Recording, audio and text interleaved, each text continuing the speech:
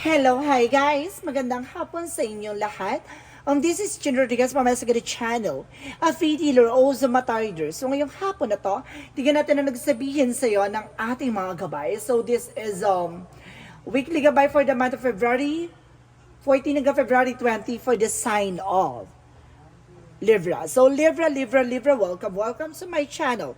Ano kayang messages, advices ng Spirit Guides ang ating masasaga for today's video? Kano naman kayang energy o kaganapan sa buhay ng mga Libra ang ating mahagilap? So guys, this reading is a general reading lamang, hindi lahat makaka-resonate. Kunin lamang po makaka-relate sa inyo and comment down below kung kaninong energy ang ating nasagap. And of course, don't forget to like and subscribe my channel and hit notification bell for more videos updated. Kasi maraming salamat po sa mga walang sawang pagsuporta sa aking channel. Lalong-lalo na yung hindi nag-skip ng ads, naway pagpalay kayo na Diyos at may kapal, siksik, liglig na goma pa, biyay man ang balik sa inyo. And first guys, umpisahan na natin ang laban for the sign of Libra.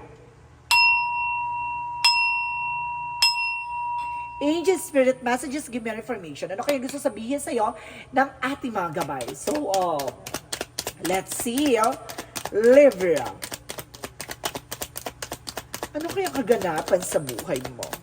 Ang ating mga hagilap. So, there's an Ace of Wands. So, there's a new beginning coming in for you. Kumbaga gusto mong maabot, no? Parang, diba?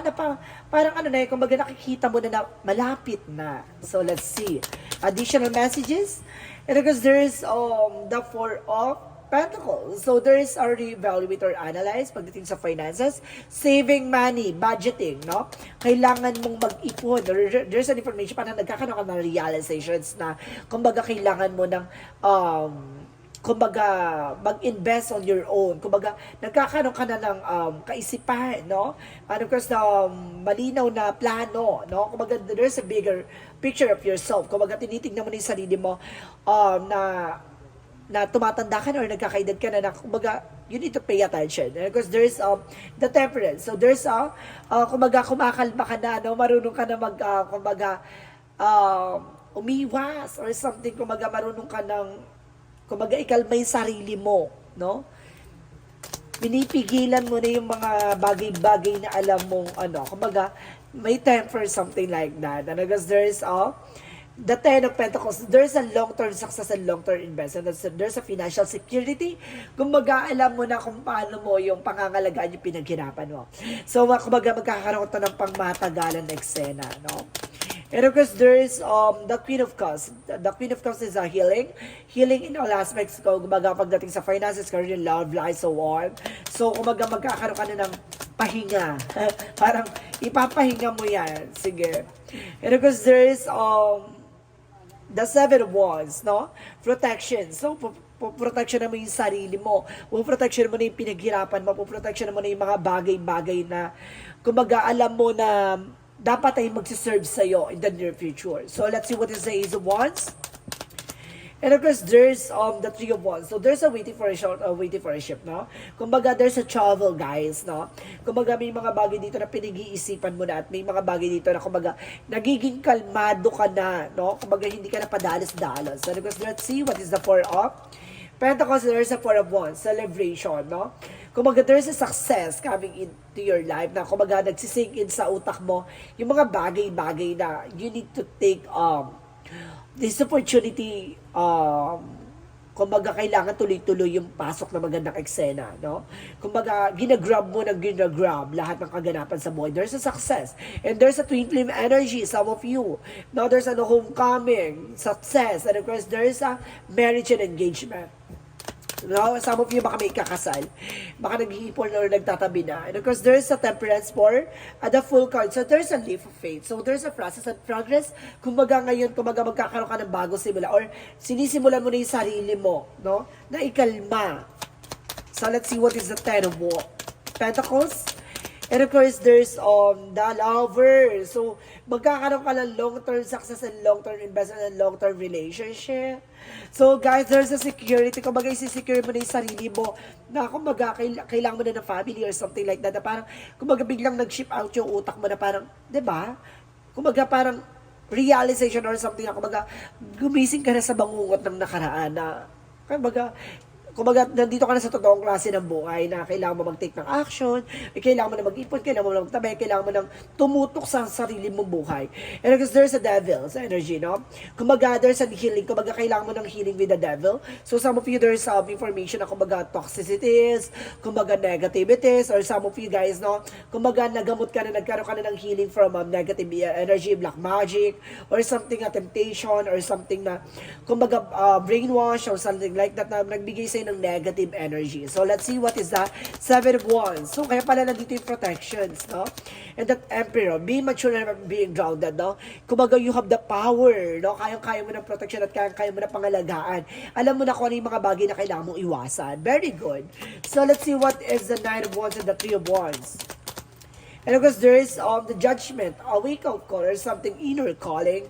Kumbaga, tinitawag mo ni sarili mo na, kumbaga, ang layo mo na sa dating ikaw. Kumbaga, the judgment is, kumbaga, ginigising ka sa katotohanan, or either, kumbaga, namulat ka na sa mga kinagisnan. So, let's see what is the Four of Pentacles and the Four of Wands.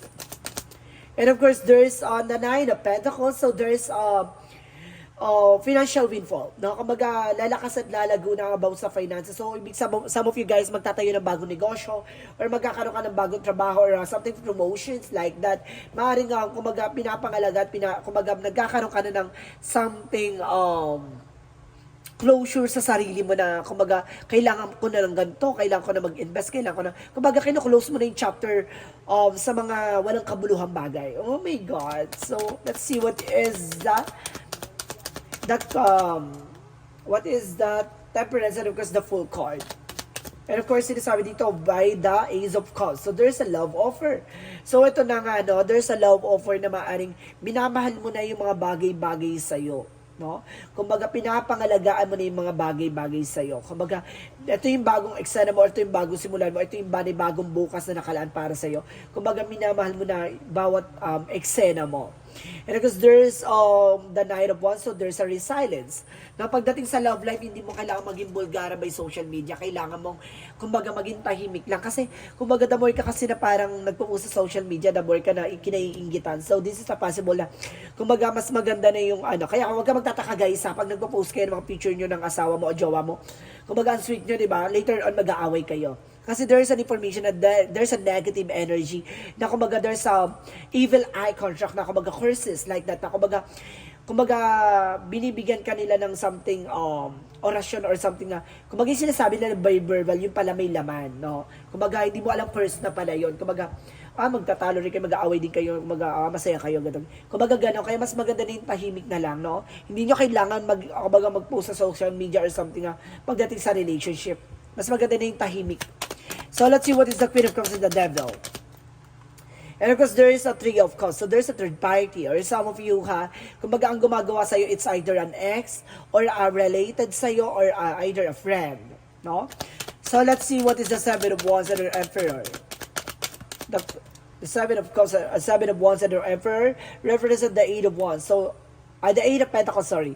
There's a focus, no, dedicated, no? Kumbaga, you have the power, no? Kumbaga, protektado na yung kumbaga, hindi ka basta-basta na iengganyo sa mga bagay-bagay na walang kabuluhan, or either hindi ka na basta-basta na bubudol, no? Or either hindi ka na basta-basta na kumbaga, naaya sa mga bagay na alam mong hindi siya worth it. Kumbaga alam mo na kung ano yung pangahawakan mo. Alam mo na yung mga bagay na susundin mo at alam mo yung mga bagay na dapat mong gawin. Parang ganon, no?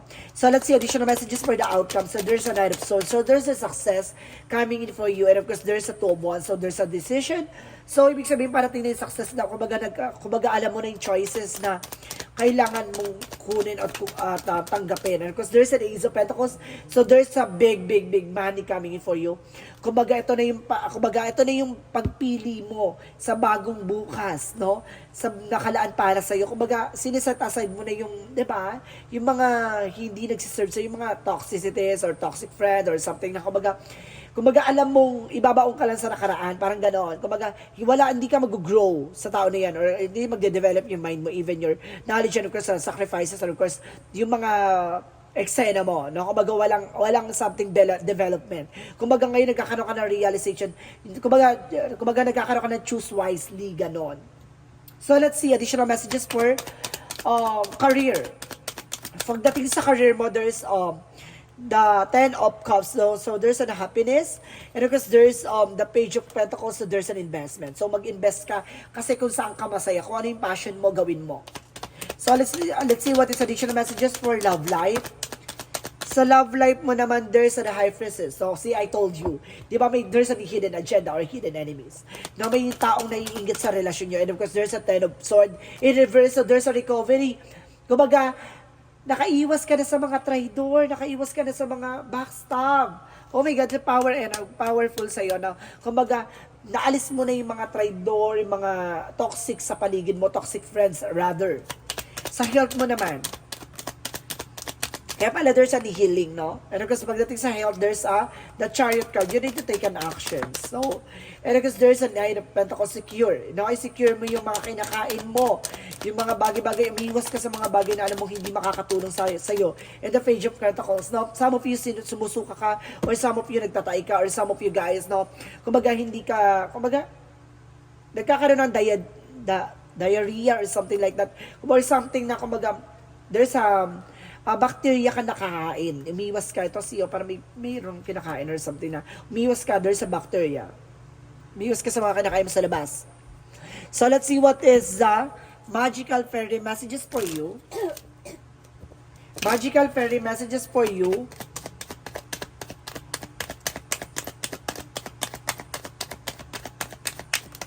There's a troubles. Guys, no, may trouble kayong dalawa na person mo. At the same time, do some research, no? Alamin at tuklasin pa yung mga bagay na nagbibigay balakid sa mga plano mo. At alisin sa landasin mo. Diba? Kumbaga, ano ka ba? 2024 na ngayon, wake up din, no? Kumbaga, dyan ka pa rin ba sa nakaraan? Bangon-bangon din. Kailangan mo ng, di ba, mag-upgrade sa sarili mo na, di ba?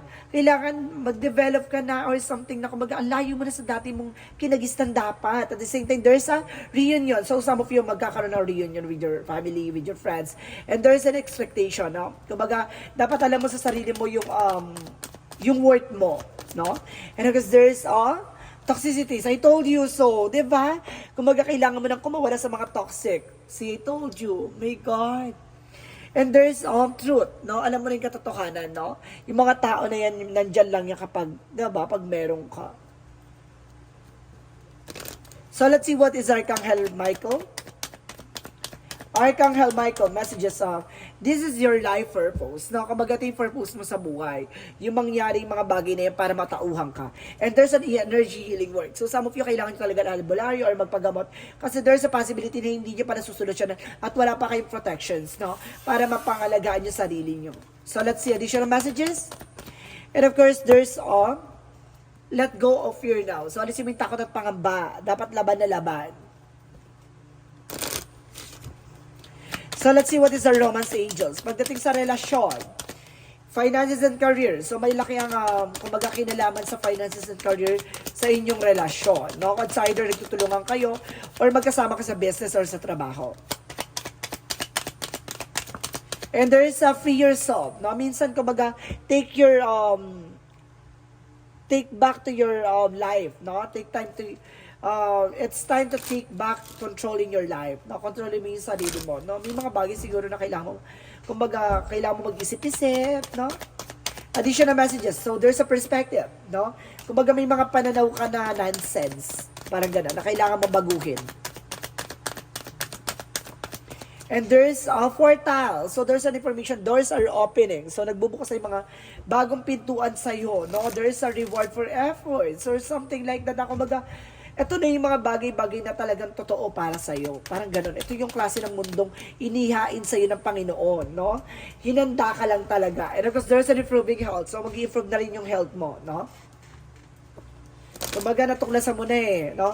Some of you guys, no, kailangan nyo ng mga gulay-gulay, ha? Para maging maayos yung digestive system nyo. Or, you know. And of course, you're on the right path. Nasa tamang direction ka, ha? Hindi ka naliligaw. Additional messages.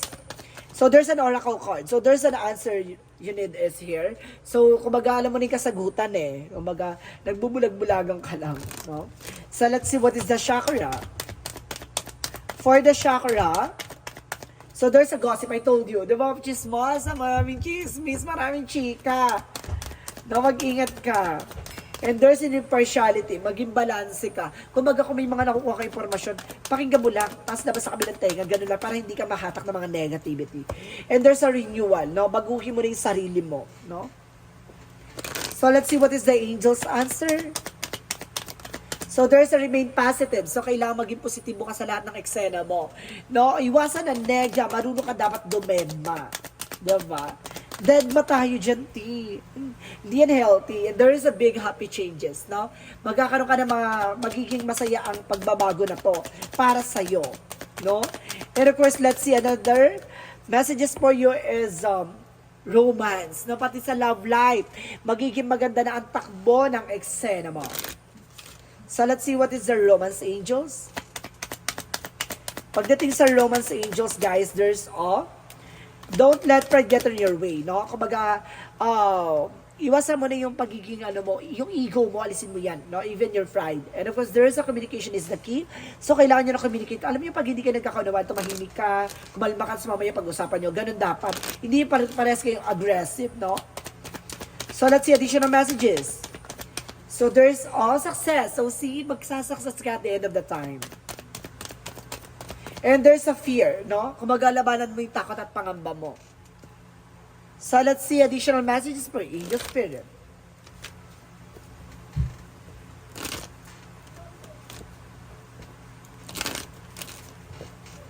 Angel Spirit, please give me information.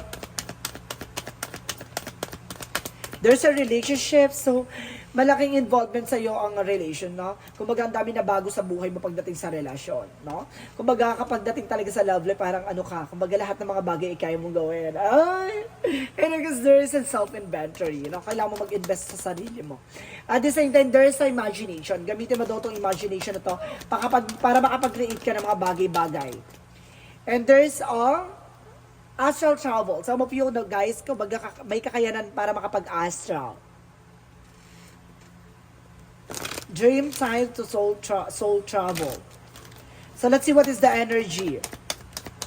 The energy represent the world. So talaga may babaguhin ang mundo mo.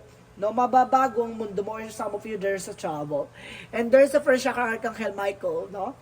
Kumbaga pinoprotection at pinapangalagaan ka natin Archangel Michael.